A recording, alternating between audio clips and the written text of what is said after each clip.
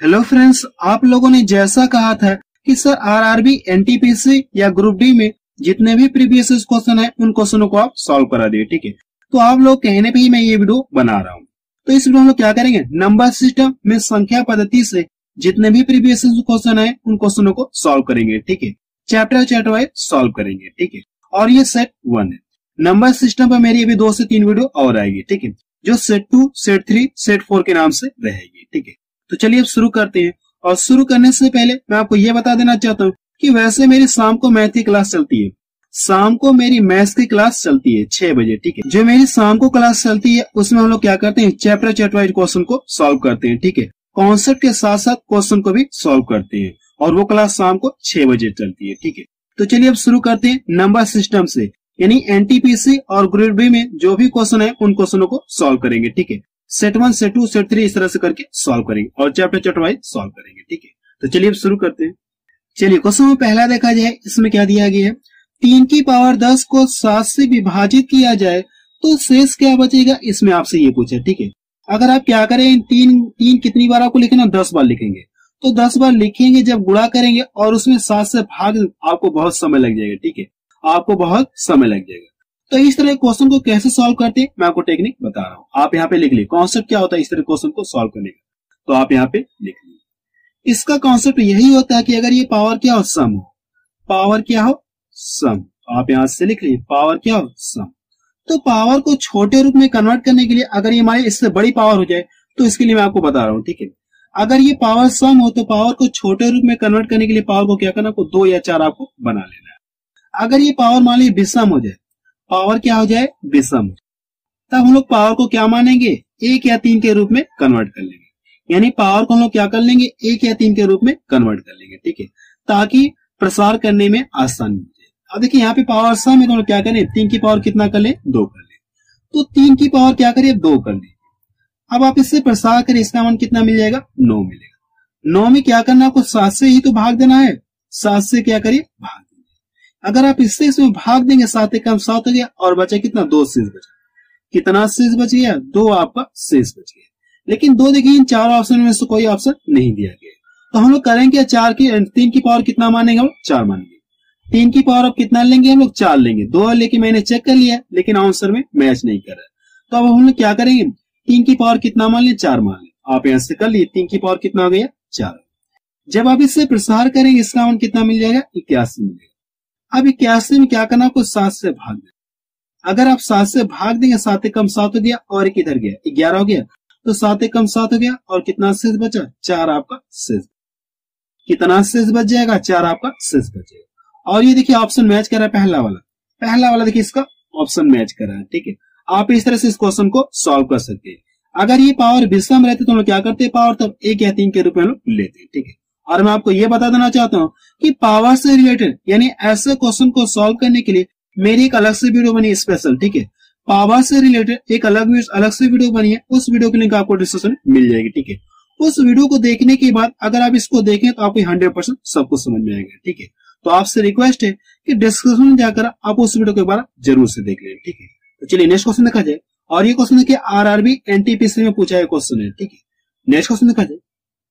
Question second देखा जाए, वह छोटी से छोटी संख्या ज्ञात कीजिए जिसे 2000 यानी जिसे 2000 में जोड़ने पर उनका योग 12, 15 और 25 से विभाज्य हो जाए। ठीक है, वह छोटी से छोटी संख्या आपसे पूछा है और छोटी से छोटी संख्या का मतलब क्या करना, आपको इन तीनों का क्या करना, आपको एलसीएम निकालना है। ठीक है, इन तीनों का क्या करना, आपको एलसीएम निकालना। आप इन तीनों का एलसीएम आप निकाल लीजिए। और मैं आपको ये बता देना चाहता हूँ कि एलसीएम और एचसीएफ चैप्टर मैंने आपको पढ़ा दिया। एलसीएम और एचसीएफ चैप्टर मैंने आपको पढ़ा दिया, उस वीडियो की भी लिंक आपको डिस्क्रिप्शन में मिल जाएगी। ठीक है, आप करना है कि आपको इन तीनों का एलसीएम निकालेंगे। अगर आप इन तीनों का एलसीएम निकालेंगे तो कितना आ जाएगा, 300 आ जाएगा। ठीक है, अगर जिनको एलसीएम निकालना सीखना है तो लिंक आपको डिस्क्रिप्शन में मिल जाएगी। ठीक है, वीडियो की लिंक आपको डिस्क्रिप्शन में मिल जाएगी। एलसीएम लेने के बाद आपको करना है कि इससे क्या करिए, आप इसमें भाग दीजिए। इससे क्या करना है, आपको इसमें भाग दे। कितना ये है, 20,000। अब 20,000 में क्या करिए, आप 300 से भाग दीजिए। ठीक है, अगर आप 300 से भाग देंगे तो कितना शेष बचेगा, कितना शेष बच जाएगा आपका, 200 शेष बचेगा। कितना शेष बचेगा आपका, 200 आपका शेष बचेगा। अब इससे तो इसमें भाग जाएगी नहीं, ये इसका क्या हो गया, शेष बच जाएगा। ठीक है, या आप ऐसे भी भाग देके चेक कर सकते हैं, जब भाग दें तो आपको नीचे कितना शेष बचेगा, आपका यहाँ से 200 आपका शेष बच जाएगा। कितना शेष बचा है आपका, 200 आपका शेष बच जाएगा। जो भी शेष बचा है आप करना है कि आपको एलसीएम में से क्या कर इसको घटा लीजिए, एलसीएम में से क्या कर इसको घटा लीजिए, तो कितना मिलेगा, 100 मिलेगा। यानी आप बता सकते हैं अगर आप इसमें कितना जोड़ देंगे, 100 जोड़ देंगे, तो बस जो भी संख्या होगी वो किससे कट जाएगी, 12 से, 15 से और किससे, 25 से विभाजित हो जाएगी। ठीक है, अगर आप इसमें 100 जोड़ देंगे तो जो भी संख्या मिलेगी 12 से भी कट जाएगी, 15 से भी कट जाएगी, 25 से भी विभाजित हो जाएगी। ये इसका क्या आ गया, आंसर आ गया। इसका आंसर कितना आ गया, 100 आ गया। तो देखिए कौन सा इसका मैच कर रहा, डी ऑप्शन देखिए इसका मैच कर रहा है। ठीक है, और ये क्वेश्चन देखिए आरआरबी आरपीएफ में पूछा है क्वेश्चन है। ठीक है, आरआरबी में पूछा है लेकिन किस में पूछा, आरपीएफ में पूछा गया है। ठीक है, चलिए नेक्स्ट क्वेश्चन देखा जाए। क्वेश्चन नंबर 3 देखा जाए, इसमें क्या दिया गया है, 1000 से बड़ी वह सबसे छोटी घन संख्या जो 2, 4 और 6 द्वारा विभाज्य हो। इसमें आपसे क्या पूछा गया, 1000 से बड़ी वह छोटी घन संख्या जो 2 से भी डिवाइड हो, 4 से भी डिवाइड हो और 6 से भी विभाज्य। तो करना है कि आपको इन सभी का क्या करिए, आप एलसीएम निकालिए। छोटी से छोटी की बात हो रही तो इन सभी क्या करिए, आप एलसीएम निकालिए। कितना है, 2 है, 4 है और ये 6। इन सभी का क्या करना, आपको एलसीएम निकालना। तो इन सभी का एलसीएम कितना आ गया, 12 आ गया। अब जो भी एलसीएम आएगा और पूछा क्या, घन पूछा ना, तो इसका घन कर लीजिए, आपको क्या आ जाएगा, आंसर आ जाएगा। यानी 12 का क्या करना, आपको क्यूब कर लीजिए, तो वह छोटी से छोटी संख्या आपको पता चल जाएगी। अगर आप इसका क्यूब करेंगे तो कितना मिल जाएगा, 1728। 12 का क्यूब कितना होता है, 1728 होता है। ये इसका क्या आ गया, आंसर आ गया। इसका आंसर कितना आ गया, 1728। तो बी ऑप्शन देखिए इसका मैच कर रहा है। ठीक है, इसमें क्या करना है, एक बार आपको फिर से बता दे रहा हूं।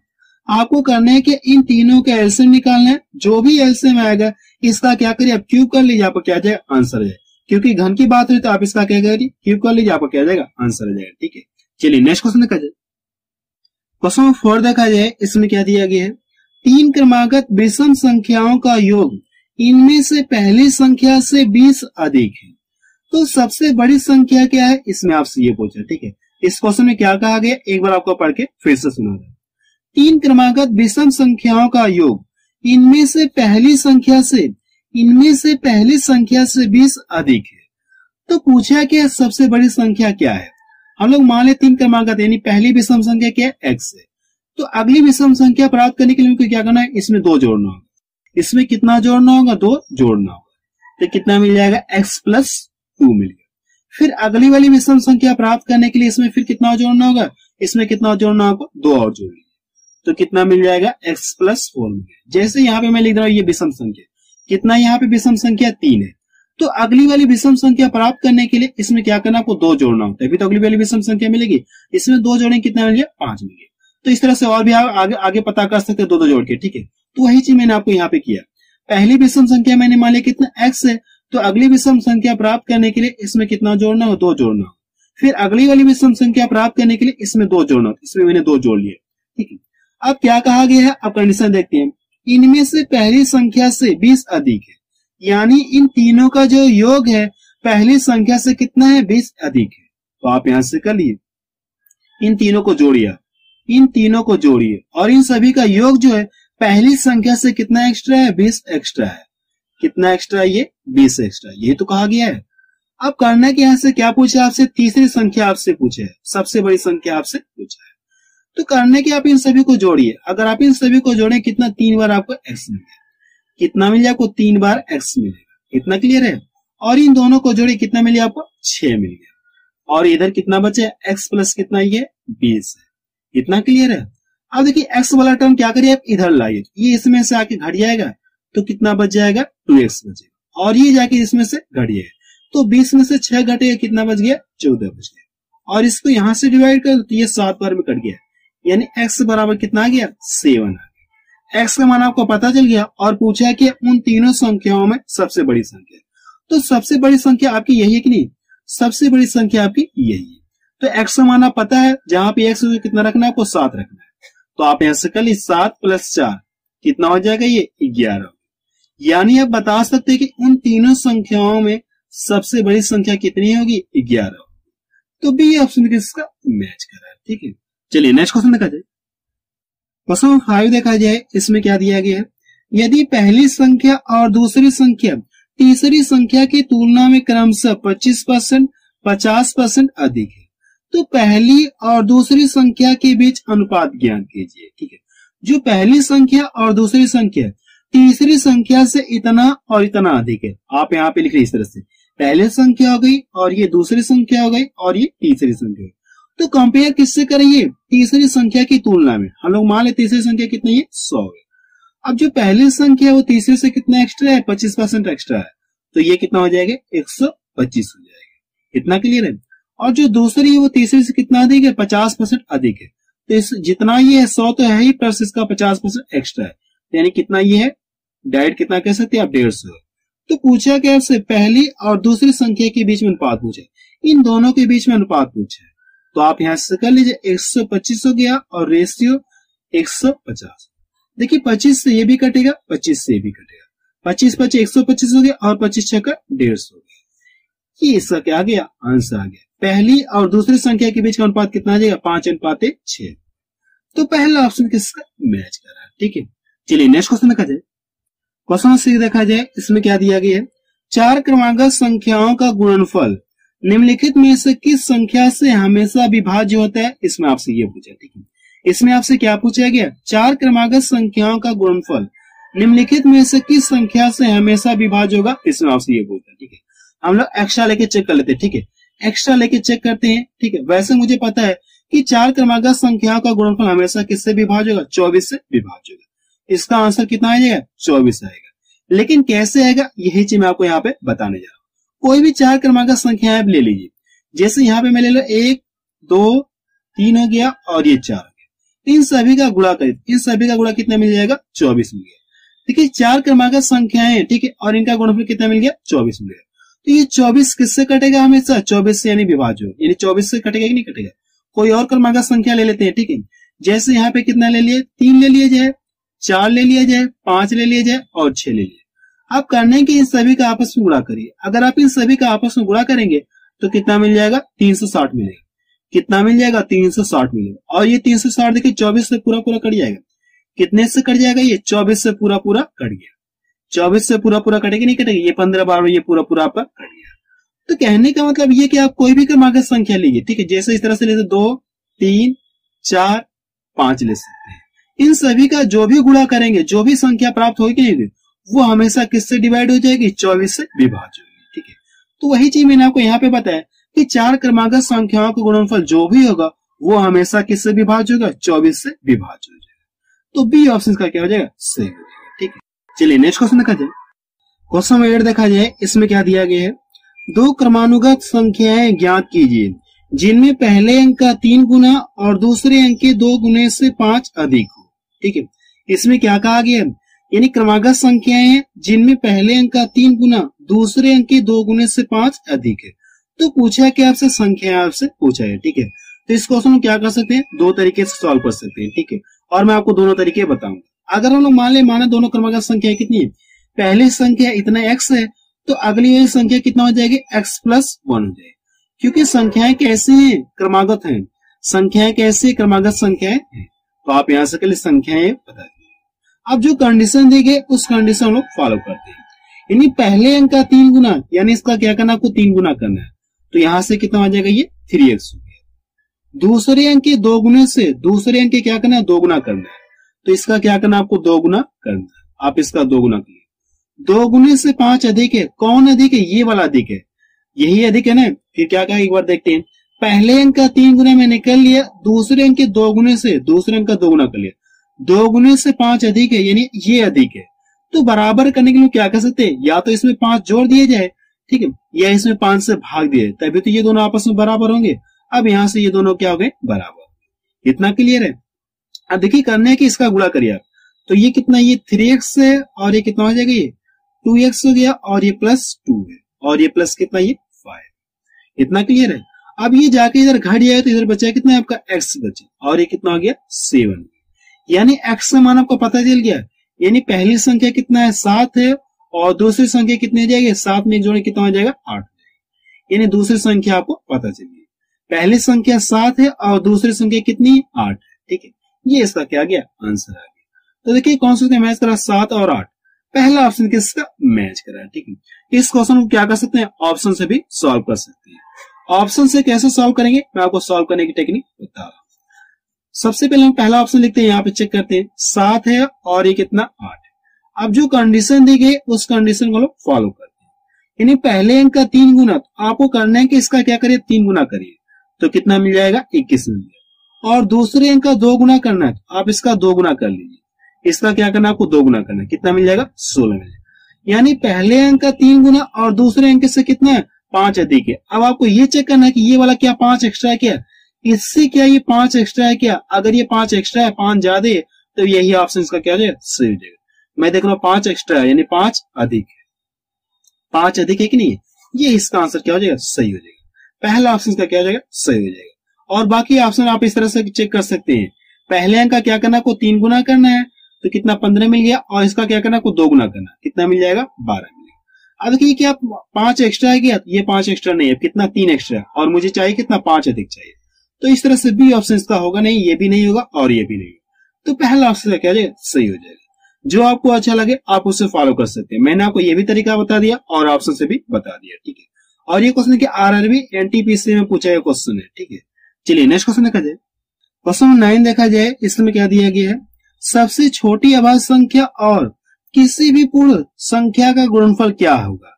इसमें आपसे क्या पूछेगा, सबसे छोटी अभाज्य संख्या और किसी भी पूर्ण संख्या का क्या करना, आपको गुणनफल करना है, तो क्या प्राप्त होगा, इसमें आपसे ये पूछा। ठीक है, हम लोग यानी सबसे छोटी अभाज्य संख्या कितनी होती है, 2 होती है, और कोई भी आप क्या ले सकते हैं, पूर्ण वर्ग संख्या ले सकते हैं, कोई भी पूर्ण वर्ग संख्या आप ले सकते हैं।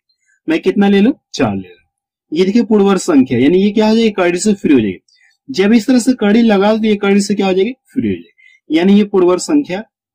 अब करने के इन दोनों का गुणनफल करिए, तो देखिए क्या प्राप्त होगा, सम संख्या प्राप्त होगी कि आपको विषम संख्या मिलेगी, तो कितना मिल जाएगा, 4 दूना 8। मैं देख रहा हूं मुझे क्या प्राप्त हुआ, सम संख्या प्राप्त हुई, सम संख्या प्राप्त। कोई और वैल्यू लेके चेक करते हैं, यानी सबसे छोटी अभाज्य संख्या हो गई, कोई और वैल्यू ले जिसका क्या पूर्ण वर्ग हो, कितना मिल जाएगा, ये 16 मिल गया। अब इन दोनों का आपस में गुणा करिए, कितना मिल जाएगा, 16 दूना कितना मिल गया, 32 मिल गया। तो ये भी देखिए आपको कैसे संख्या प्राप्त हुई, सम संख्या प्राप्त हुई, सम संख्या प्राप्त हुई। तो आप इस तरह से बता सकते हैं कि सबसे छोटी अभाज्य संख्या और किसी भी पूर्ण संख्या का गुणनफल हमेशा क्या हो जाएगा, हमेशा क्या मिलेगा, सम संख्या मिलेगा, हमेशा क्या मिलेगा, सम संख्या आपको मिलेगा। तो सी ऑप्शन का क्या हो जाएगा, सही हो जाएगा। ठीक है, नेक्स्ट क्वेश्चन देखा जाए। क्वेश्चन 10 देखा जाए, इसमें क्या दिया गया है, 1 से 100 तक की गिनती में अंक 5 कितनी बार आता है, इसमें आपसे ये पूछा। ठीक है, इसमें आपसे क्या पूछा गया, 1 से 100 तक की गिनती में कितनी बार 5 आता है। ठीक है, अगर आप क्या लिखेंगे, 1 से लेकर 100 तक लिखेंगे, तो यानी कि 5 यानी जो 5 है, इसके अंकों को कितनी बार प्रयोग होगा, इसमें आपसे ये पूछा। ठीक है, तो आप एक पॉइंट नोट में लिख लिए, आपको करना है कि एक पॉइंट आप नोट में लिखे, 1 से 100 तक की गिनती में प्रत्येक अंक कितनी बार आता है, 21 बार आता है। 1 से 100 तक की गिनती में प्रत्येक अंक कितनी बार आते हैं, 21 बार आते हैं। आप अपने कॉपी में लिख लीजिएगा, ये इसका क्या आ जाएगा, आंसर आ जाएगा। तो पहला ऑप्शन किसका मैच कर रहा है। ठीक है, चाहे 0 की बात करें, चाहे 1 की बात करें, चाहे 2 की बात करें, चाहे 7 की बात करें, चाहे 9 की बात करें, प्रत्येक अंक कितनी बार आएंगे, 21 बार आएंगे। ठीक है, चलिए नेक्स्ट क्वेश्चन देखा जाए। क्वेश्चन 11 देखा जाए, इसमें क्या दिया गया है, पहले 100 प्राकृतिक संख्याओं में कितनी अभाज्य संख्या है, इसमें आपसे ये पूछा। ठीक है, इसमें आपसे ये पूछा गया कि 1 से 100 तक की गिनती में कितनी अभाज्य संख्याएं होती है। ठीक है, तो आप अपने कॉपी में लिख लीजिए कि 1 से 100 तक की गिनती में 25 अभाज्य संख्याएं होती है। 1 से 100 तक की गिनती में 25 अभाज्य संख्याएं होती है, आप अपनी कॉपी में लिख लीजिए। अगर मैं आपसे ये पूछ दूं कि 1 से 50 तक कितनी अभाज्य संख्याएं होती हैं, तो आप क्या बताएंगे, 15 अभाज्य संख्या होती है।